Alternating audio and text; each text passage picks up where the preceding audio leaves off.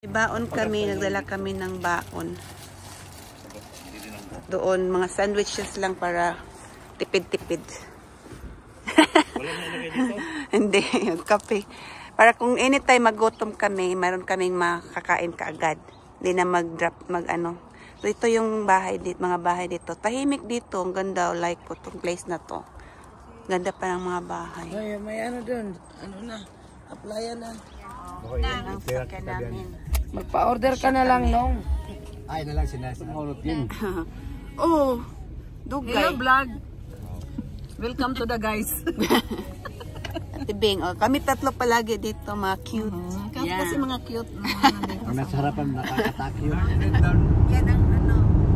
Ito na yun ang Calgary. Na Calzada, Alberta. Kahit saan naman. Papunta kami ng Jasper. Hindi ko alam eh. From Calgary, 4 hours drive with a speed of 120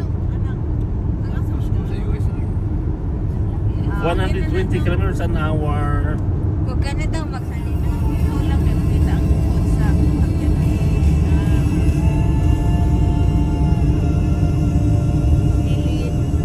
wala man kayo bukid na lang,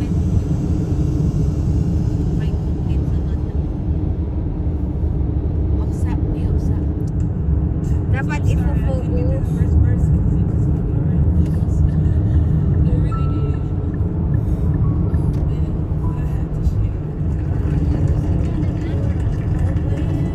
Sama nang binidyohan mo pa yung barricade. Sama na. Wag ka na over kami dito sa viewpoint ng papuntang ito yung ice field. So ito yung bukid na marami pa rin mga ice. So on the way kami sa glacier or ano kami muna ano muna kami na para makita ang view. Ayan, sila Manong, Alan, sila Biani. Hindi na magbaba. Ang daming tao, oh. Daming tao nagpipicture. Ang ganda kasi ng view. Paalis na kami. Punta na kami. Vlog ka muna para marami kang content. Another stopover na naman ito. Ang dami na namang huminto ng mga tao.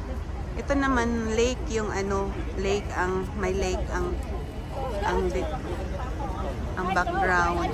Tingnan mo, grabe ang huminto ng mga tours, mga camper van. Yan si Manang, kapatid ko. Tapos doon, yan. Ano na kasi to along the road. Mountain dito, marami pa rin ice. So maraming pumupunta dito kasi puno yung parking, sobra. Bulit ka rin pala. Labon, giginan ta ka magdala. Ayan, dami pang So punta muna kami doon.